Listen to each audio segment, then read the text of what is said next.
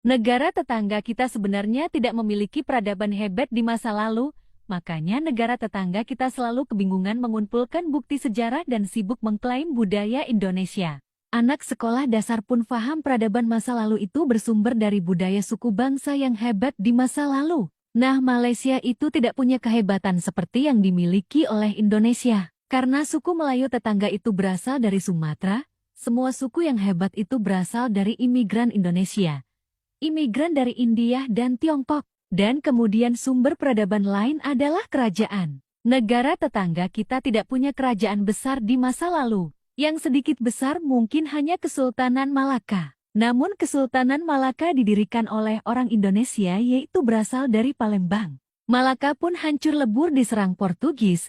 Malaka juga tidak punya bukti sejarah mempunyai armada laut yang hebat. Dan kemudian ada lagi kerajaan Kedah Tua. Kata profesor tetangga batunya sangat tua, tapi tidak ada satupun bukti yang membuktikan bahwa kerajaan Kedah Tua itu kerajaan yang hebat, apalagi sampai menguasai Asia Tenggara. Nah, kasihan yang mereka banggakan satu-satunya yang tersisa adalah bahasa Melayu. Tapi itu pun bahasa Melayu berasal dari peradaban Melayu di Sumatera.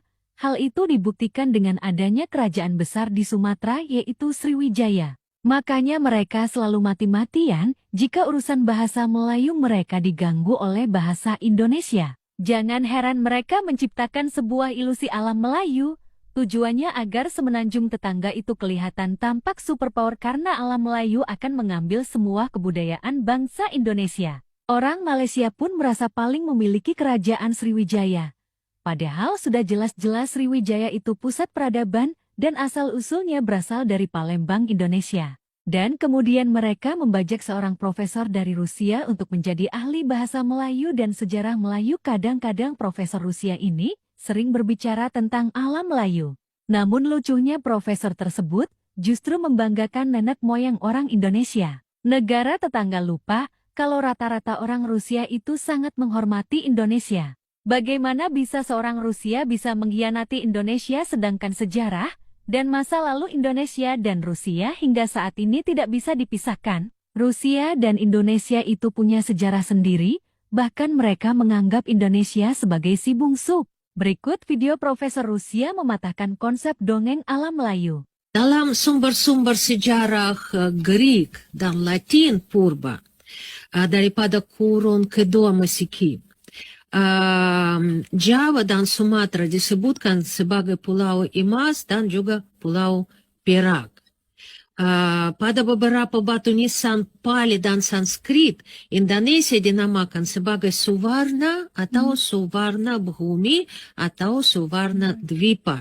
Pandangan berbagai ilmuwan, letak negara Khrissa, negara emas, ya, sebuah negara daripada legend, dan juga satu lagi negara legend yang disebutkan dalam Injil, ya, Sofir atau Ofir, itu Suvarna Bhumi atau Suvarna Dwipa. Bukan sejak zaman purba mereka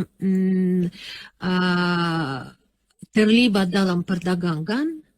Dan jalan perdagangan dikeliling itu lautan, ya. Itu menurut pandangan seorang ilmuwan Rusia, Kulanda nama dia, terdapat bukti bahwa penduduk Nusantara mempunyai hubungan lautan dan pelayaran dengan Timur Tengah, Afrika, India, Madagaskar, Mediterranean Sea dan sebagainya, ya, sebelum Masehi. Dunia terbuka. Ya, sebelum Masehi. Kalian bisa